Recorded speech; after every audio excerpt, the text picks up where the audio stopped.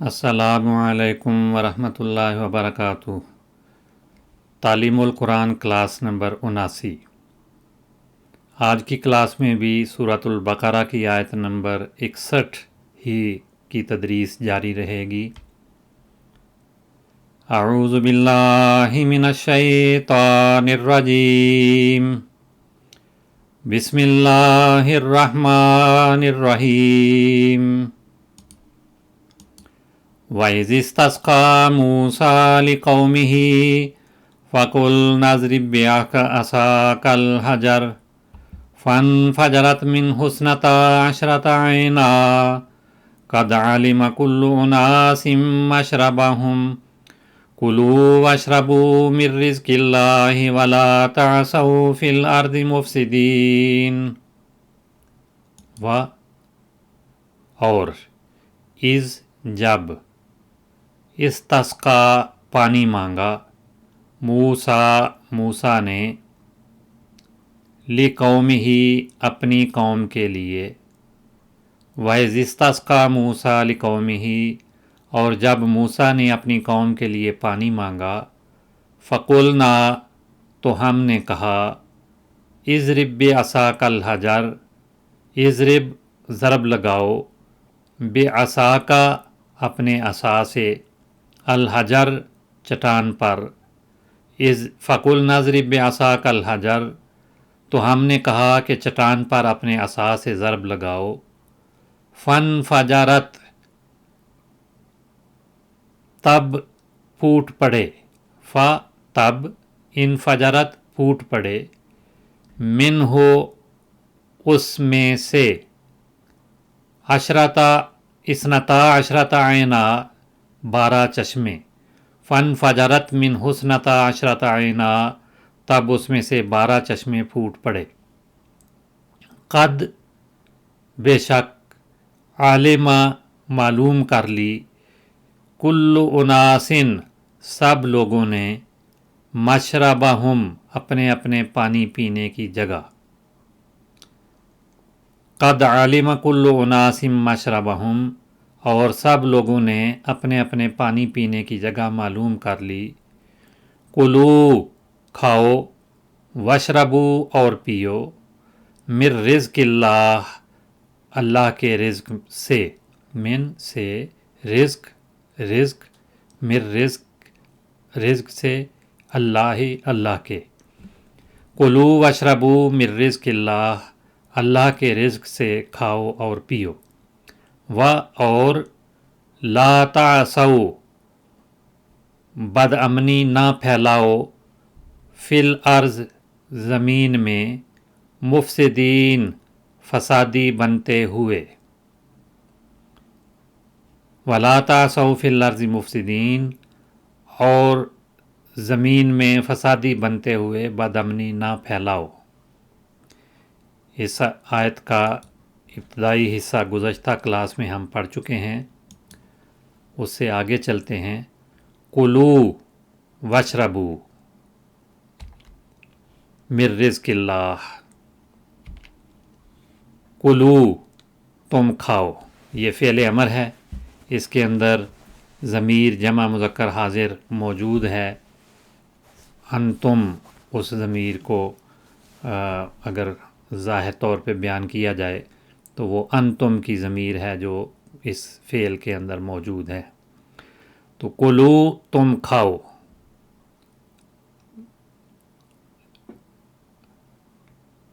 یہ کلو جو ہے یہ فعل امر ہے، اس کا فعل ماضی اکالا ہے، اور اکالا میں حمزہ جو ہے وہ اس مادے کا حصہ ہے، اور جس مادے میں 3 حروف میں سے کوئی حرف حمزہ ہو تو اس کو محموز یعنی حمزے والا کہا جاتا ہے، اور جس طرح سے حروف علت میں تبدیلیاں ہو جاتی ہیں اور وہ شکلیں بدل لیتے ہیں یا گر جاتے ہیں، یہی کم و بیش صورت حمزے کی بھی ہوتی ہے۔ یہ حروف علت میں تو شمار نہیں ہوتا، لیکن حروف علت میں تبدیل ہو جاتا ہے بہت ساری جگہوں پر، اور تبدیل ہونے کے بعد پھر جب حرف علت ہے تو اس کے قواعد حروف علت والے اس پہ لاگو ہوتے ہیں اور اس کے نتیجے میں وہ بعض اوقات گر بھی جاتے ہیں۔ تو اکالا فعل ماضی ہے، یا کولو فعل مضارع ہے، عقلاً اس کا مصدر ہے، اور اس سے فعل امر او اکل ان سور کے وزن پہ آئے گا، لیکن اس میں تبدیلیاں ہو کر صرف کل بھی فعل امر بنتا ہے۔ یہ جوازن ہے، اور اس کو واو میں تبدیل کر کے پھر گرا دیا جاتا ہے۔ اگر نہ کریں تو پھر بھی ٹھیک ہے، او کل بھی استعمال ہوتا ہے اور کل بھی استعمال ہوتا ہے۔ بہرحال وہ فعل امر کی بات ہے جس میں حمزہ گر جاتا ہے۔ یہ مادے کا حصہ ہے۔ اکالا اس نے کھایا، یا اکولو وہ کھاتا ہے، عقلاً مصدر ہے، اور اس کے معنی کھانا کھانا، کوئی چیز کھانا۔ اسی سے عقلاً اور اکلاً اور اکل یہ الفاظ مختلف استعمال ہوتے ہیں۔ اکل یا اکل کاف کی سکون کے ساتھ یا کاف کی ضمہ یا پیش کے ساتھ، دونوں طرح سے قرآن مجید میں یہ الفاظ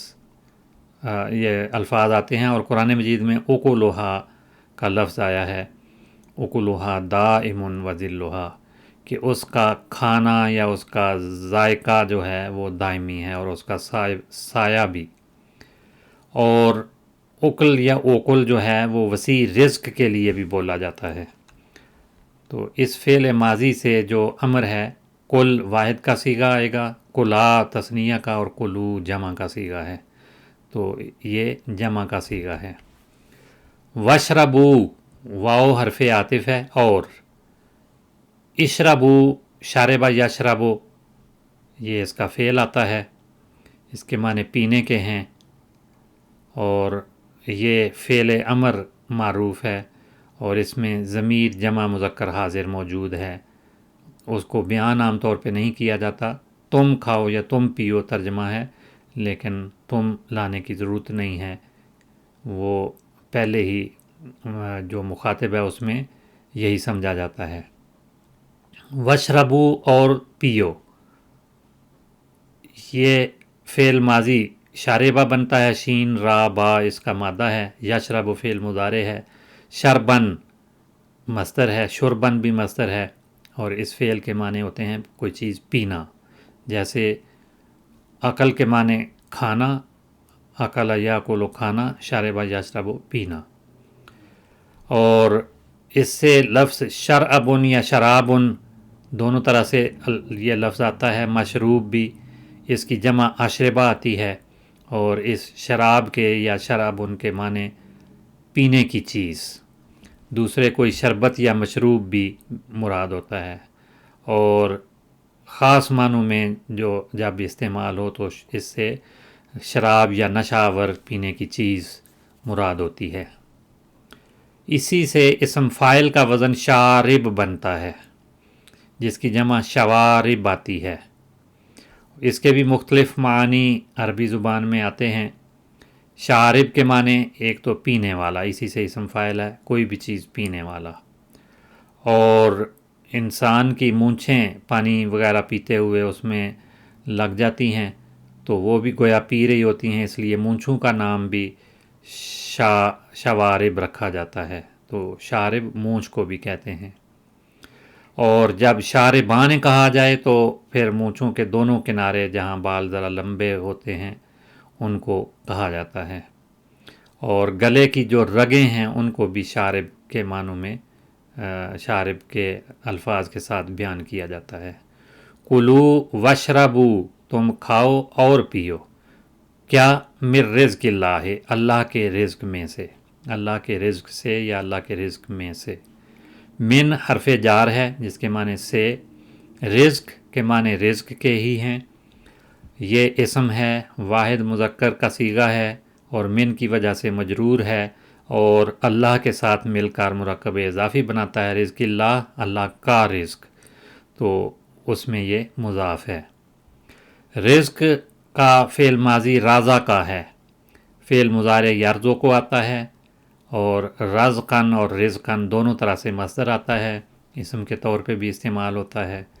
اس کے معنی ہیں روزی دینا یا رزق بہم پہنچانا یا خوراک پہنچانا۔ رزق بہت سارے اور معنی میں بھی آتا ہے، روزی اور رزق کے معنوں میں تو آتا ہی ہے، اور روزینہ یا راشن جو کسی کو ملے اس کو بھی رزق کہا جاتا ہے۔ خیر اور بھلائی کے لیے بھی رزق کا لفظ آتا ہے۔ جو بھی معقولات اور ملبوسات میں سے فائدہ دینے والی چیز ہے، قابل انتفاع چیز ہے، اس کو رزق کہا جاتا ہے۔ اور جو بھی غذا پیٹ میں جاتی ہے، ہر قابل تغذیہ جو چیز ہے وہ بھی رزق ہے۔ بارش کو بھی رزق کہا گیا ہے کیونکہ اس کے سبب سے رزق ملتا ہے۔ عطیہ یا بخشش کو بھی رزق کہا جاتا ہے، اور کسی کا ماہانہ تنخواہ یا مشاہرہ یا وظیفہ وغیرہ جو ہے اس کو بھی رزق کہا جاتا ہے۔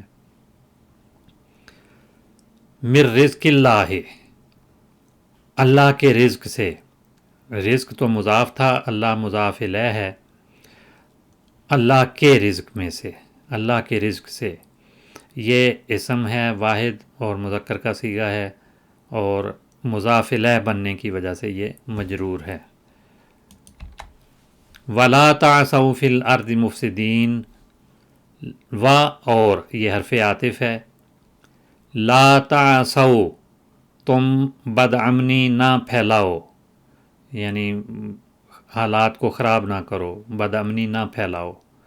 تو یہ پہلے کلو واشربوا دو فعل امر پڑے ہیں، اسی سے ملتا جلتا فعل نہیں ہوتا ہے، وہ بھی مخاطب کے صیغوں میں ہی بالعموم آتا ہے، لیکن بعض اوقات متکلم یا غائب کے لیے بھی آ جاتا ہے۔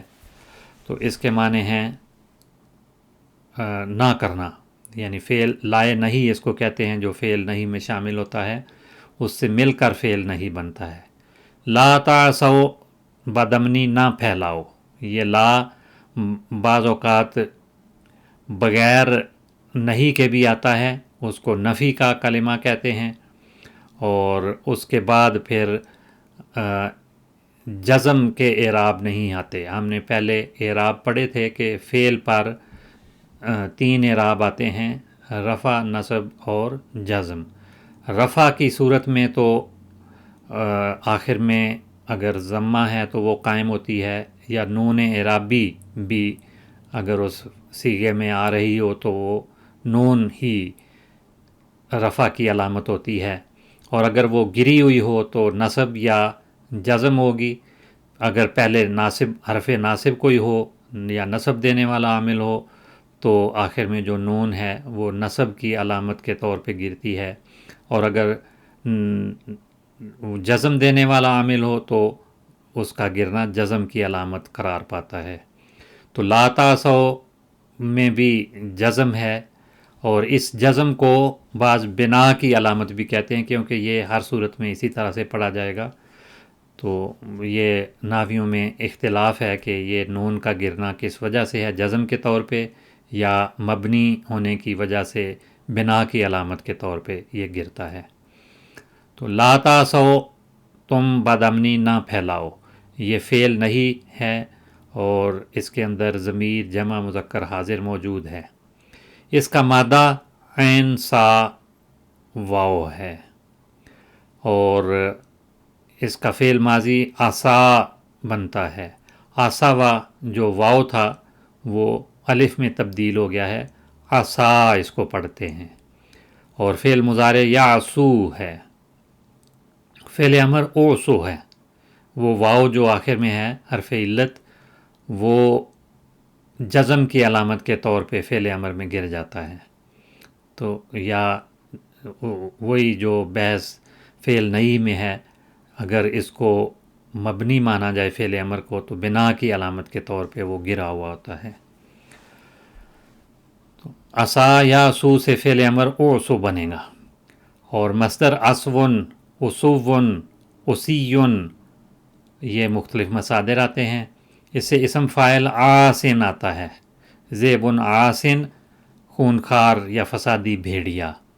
تو آسیون تھا یا آسون تھا، جو پہلے واو جو ہے یا میں بدلے گی، پھر وہ گر جاتی ہے تو تنوین اس کی قائم رہتی ہے، لیکن جو حرف علت تھا وہ اس میں گرا ہوا ہے. یہ فاعلن کا وزن اصل ہوگا، آسیون یا آسیون. تو آسن اسم فاعل ہے، فسادی یا خرابی کرنے والا، فساد مچانے والا. اس سے فعل آسیہ بھی آتا ہے، فاعلہ یا حاسبہ کے وزن پہ، عالمہ کے وزن پہ. عصوًا مصدر، اسیًا بھی مصدر اور اسیانً بھی مصدر. دونوں چونکہ ہم معنی ہیں، دونوں مادوں میں ملتے جلتے معنی ہیں، اس لیے اکٹھا ہی میں نے ان کو بیان کر دیا ہے. اس کے معنی ہیں زبردست فساد برپا کرنا یا فساد انگیزی کرنا، فساد مچانا. قرآن مجید میں آیا ہے وَلَا تَعْثَوْا فِي الْأَرْضِ مُفْسِدِينَ، اسی آیت میں، کہ تم مفسد بن کر زمین میں فساد نہ مچاؤ. لا تعثوا، تم بدامنی نہ پھیلاؤ، فساد نہ پھیلاؤ، فی الارض زمین میں. فی حرف جار ہے، الارض یہ اسم ہے، واحد مذکر کا صیغہ ہے اور مجرور ہے. ارض عربی زبان میں مذکر ہے، زمین ویسے اردو میں جب اس کا ترجمہ کرتے ہیں تو وہ مؤنث ہے. اور اس کے برعکس السماء جو ہے وہ عربی زبان میں تو مؤنث کا لفظ ہے، اور اردو میں آسمان بالعموم مذکر کے صیغے میں بولا جاتا ہے. بہرحال فی الارض ہے یہاں پر زمین میں. ارض کس کو کہتے ہیں؟ سیارہ زمین ہے اسے ارض کہا جاتا ہے. بعض اوقات زمین کا ایک حصہ جو ہے اسے بھی ارض کہا جاتا ہے. اور اگر خشکی اور تری والی تقسیم ہو تو ارض سے مراد بعض اوقات خشکی والا حصہ لیا جاتا ہے. اور ارض فرش کو بھی کہتے ہیں. اور ارض جب آسمان کے مقابلے میں یا بلندی کے مقابلے میں آئے تو اس کے معنی ہر چیز کا، کسی چیز کا نچلا حصہ مراد ہوتا ہے. لا تعثوا فی الارض مفسدین، اور بدامنی نہ پھیلاؤ زمین میں فسادی بنتے ہوئے. مفسدین اسم فاعل ہے اپنی بناوٹ کے لحاظ سے، یعنی صرف کی بحث میں مفسدون اور مفسدین یہ جمع مذکر سالم ہے، یعنی جمع ہے، مذکر کا صیغہ ہے، اور واحد والی حالت پوری کی پوری مفسد جو ہے وہ اس میں قائم ہے. سالم اس وجہ سے اس کو کہا جاتا ہے. اور اس جملے میں یہ منصوب ہے حال بننے کی وجہ سے. انتم جو اس میں ضمیر تھی، اس ضمیر کی حالت بیان کرنے والا یہ لفظ ہے، اس لیے حال کہلائے گا. اور حال بھی منصوب ہوتا ہے. منصوبات جب ہم پڑھیں 11 یا 12 ہیں تو ان میں ایک حال بھی ہے. اس کا مادہ فا سین دال. فاسادہ فعل ماضی ہے، یفسدو اور یفسدو. یفسدو اور یفسدو دونوں طرح سے اس کا فعل آتا ہے. اور افسادہ بھی فعل استعمال ہوتا ہے، لیکن یہاں پر ثلاثی مجرد کی بات ہو رہی ہے. اس کا مصدر فسادن اور فسودن دونوں طرح سے آتا ہے. اور اسم فاعل فاسد اور فسید بھی اسی معنی میں آتا ہے، جس کی جمع فسدہ آتی ہے. اور جب کہا جائے فسد الامور تو معنی ہوتے ہیں معاملات بگڑ گئے یا افراتفری پیدا ہو گئی، نظام میں خلل پیدا ہو جانا. فساد جو اس کا مصدر ہے اس کے معنی بگاڑ یا خرابی یا تعفن کے ہوتے ہیں. دوسرے معنی کرپشن یا ابتری یا گڑبڑی کے بھی ہوتے ہیں. اور تیسرے معنی قحط اور خشک سالی کے بھی ہیں. اور چوتھے معنی ضرر رسانی کے بھی ہیں. اور پانچویں معنی بد اخلاقی یا بد اتواری بھی اس کے معنی ہیں. اور ایک حمزہ زائد کر کے اس میں باب افعال بھی بنایا جاتا ہے. افسد الشیء کے معنی ہیں بگاڑنا، خراب کرنا. تو اسی افسدہ سے اسم فاعل مفسد ہے، باب افعال ہے اس کا مفسد کا بھی. اور دوسرے معنی افسد الشیء کے ہیں بے نفع اور بے نتیجہ کسی چیز کو بنا دینا، ناکام بنانا، باطل کرنا یا صحیح بنیاد سے ہٹا دینا یا کوئی غلط کرنا. اس کے لیے افسد الشیء کے الفاظ آتے ہیں. افسدہ کے معنوں میں یہ چیز شامل ہے. وَلَا تَعْثَوْا فِي الْأَرْضِ مُفْسِدِينَ، اور زمین میں فسادی بنتے ہوئے بدامنی نہ پھیلاؤ۔ یہ اس آیت کا ترجمہ مکمل ہوا۔ اب کچھ حصہ ہم گرامر کا پڑھیں گے۔ گزشتہ سبق میں ہم نے عدد اور معدود کی بحث کا آغاز کیا تھا، اسی کو ہم جاری رکھتے ہیں۔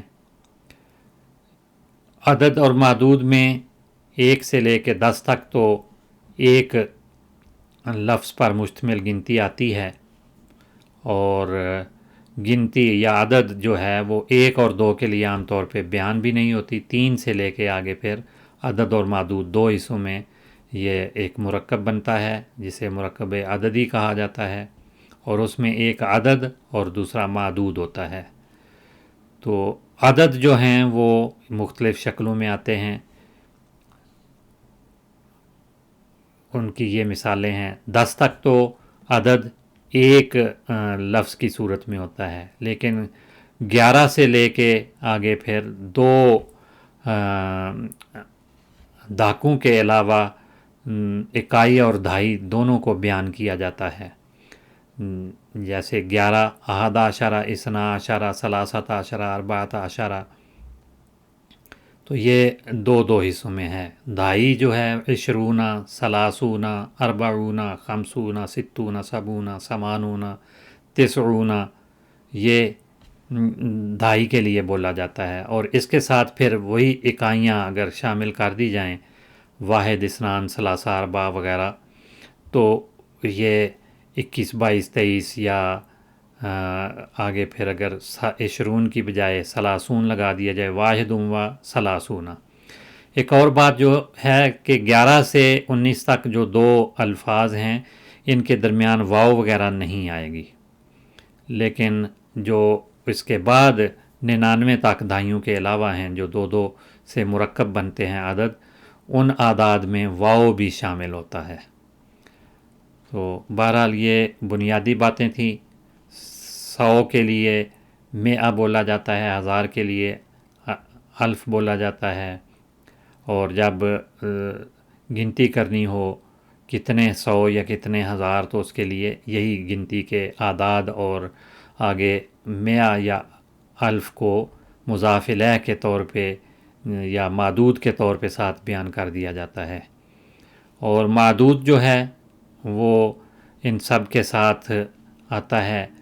صرف 3 سے لے کے 10 تک جو معدود ہے وہ جمع کی صورت میں آتا ہے اور مجرور آتا ہے مضاف الیہ بن کے، باقی سب میں منصوب آتا ہے۔ تو ان قواعد کو اگر ہم باقاعدہ قواعد کی صورت میں دیکھیں تو وہ قواعد یہ ہیں کہ جس چیز کی گنتی کی جاتی ہے اس کو معدود کہتے ہیں، جیسے احد عشرہ کوکباً، 11 ستارے، اس میں احد عشر عدد ہے اور کوکباً معدود ہے، تو یہ عدد اور معدود کا مرکب عددی کہلاتا ہے۔ اور 1 اور 2 جب عدد بولا جائے، عدد کے لیے معدود اکیلا ہی کافی ہوتا ہے، عدد کو اس کے ساتھ بیان نہیں کیا جاتا۔ ان کی جو واحد اور تثنیہ والی شکل ہے وہ کافی ہوتی ہے، جیسے رجل 1 مرد، رجلان 2 مرد۔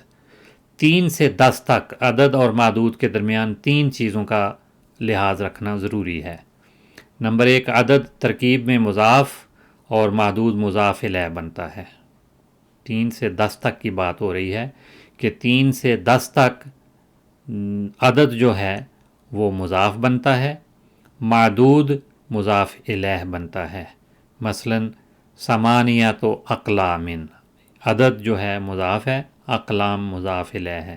ثمانیہ عدد ہے جو مضاف بنا، اور اقلام معدود ہے جو مضاف الیہ بنا۔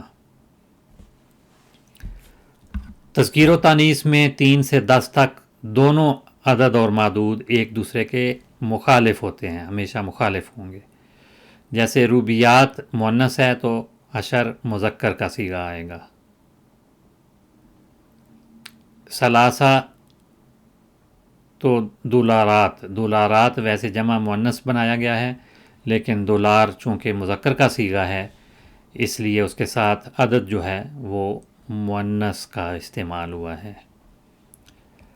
تو یہ 3 سے 10 تک کی بات ہے۔ تیسری بات اس میں یہ ہے کہ معدود صرف اور صرف 3 سے 10 تک عدد کے بعد جمع کی صورت میں آئیں گے، جیسے 500 موظفات، 5 ملازمائیں، تو 500 جو ہے یہ مضاف اور موظفات مضاف الیہ جمع کی صورت میں آئے گا۔ 11 سے 19 تک کے عدد میں 4 باتوں کا لحاظ رکھنا ضروری ہے۔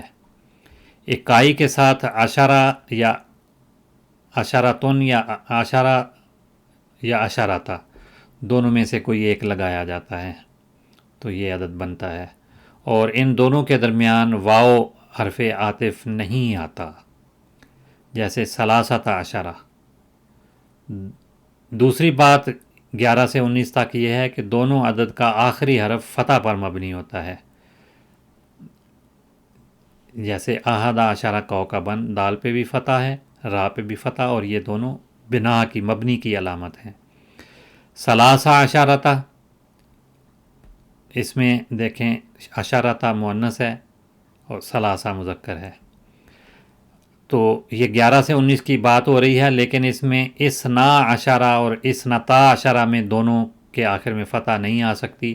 اثنا میں الف ہے، اثنتا میں بھی الف ہے، تو یہ یہی شکل رہے گی، اس میں فتح یا زبر نہیں ہوگی۔ جو کہا ہے کہ آخری حرف فتح پر مبنی ہوتا ہے دونوں عدد کا، تو یہ تثنیہ کے صیغوں میں استثناء ہے، ان میں یہ بات نہیں ہوگی، اور اثنا اور اثنتا کو تثنیہ کا اعراب دیا جائے گا، جو تثنیہ میں صورت ہوتی ہے وہی اس میں رہے گی۔ اور تیسری بات یہ ہے کہ احدن اور اثنان ہر جگہ پہ تذکیر و تانیث میں معدود کے مطابق ہوں گے، اور 3 سے 9 تک کے عدد ہمیشہ معدود کے مخالف ہوں گے۔ احد اور اثنان معدود کے مطابق، اور آگے 3 جو دہائی کے ساتھ لگے گا وہ معدود کے مخالف ہوگا۔ اور چوتھی بات یہ ہے کہ معدود 11 سے 99 تک ہمیشہ مفرد منصوب اور نکرہ ہوگا، جیسے احد عشرہ طالباً، طالباً میں معدود طالباً نکرہ اور منصوب آیا ہے، مفرد منصوب نکرہ، مفرد آیا ہے، منصوب ہے اور نکرہ ہے۔ الطالبان نہیں آئے گا، طالبان آئے گا۔ تو یہی صورت آگے چلے گی، 11 سے 99 تک جو ہے وہ یہی حالت رہتی ہے۔ 20 سے 99 تک عدد میں 3 باتوں کا لحاظ ضروری ہے۔ عشرونہ، 20 کے بعد جو بھی عدد بنتا ہے تو اس سے پہلے اکائی اور واو حرف عاطف بڑھا دیں گے، جیسے اربع و عشرونہ، عشرونہ 20، اس سے پہلے اربع 4 اور واو بھی اس میں شامل کر کے، خمسۃ و اربعون، اور یہی طریقہ ثلاثون، اربعون، خمسون، ستون، سبعون، تسعون، سب میں داہیوں کے ساتھ اس سے پہلے اکائیاں بڑھائی جاتی ہیں، اور یہ طریقہ 99 تک جاری رہتا ہے۔ اور معدود 11 سے 99 تک ہمیشہ مفرد منصوب اور نکرہ ہوگا۔ تذکیر و تانیث میں احد اور اثنان معدود کے مطابق، اور ثلاثہ سے 9 تک معدود کے مخالف ہوگا، جیسے عشرون شجرتاً، عشرون غصناً۔ میاں اور الف کے بعد معدود مفرد اور مضاف الیہ کی شکل میں مجرور کی طرح ہوتا ہے، جیسے میات رجل، الف لیلتین، 100 آدمی، 1000 راتیں۔ تو معدود رجل ہے جو مفرد آیا ہے اور مجرور مضاف الیہ بن کے آیا ہے، اسی طرح سے لیلہ بھی۔ اور یہ مختلف مثالیں ہیں جن سے ہم مزید اس کو اچھی طرح سے سمجھ سکتے ہیں۔ عدد پہلا عدد ہے اور اس کے بعد معدود ہے، 90 عمارتاً، 90 عمارتیں، 21 کتاباً، 21 کتابیں، 22 دفتراً، 22 رجسٹر، 91 موظفاً، 91 افسران، 23 ضیفاً، 23 مہمان، 92 تلمیذاً، 92 شاگرد مذکر کے لیے، تسعۃ و عشرون مسافرن، 19 مسافر. تو یہی صورت باقی میں ہے. تسعون استاذن، 90 اساتذہ. احدا و عشرون کراستن، اب یہ کراسہ مؤنث ہے تو احدا مؤنث آئے گا، واحد نہیں آئے گا. کتاب مذکر تھا تو اس کے لیے واحد آیا تھا. اور ڈائریاں مذکرہ مؤنث کا لفظ ہے تو اس کے لیے اثنتان مؤنث کا صیغہ استعمال ہوگا. یہ صرف واحد اور اثنان کے لیے یہ ہے.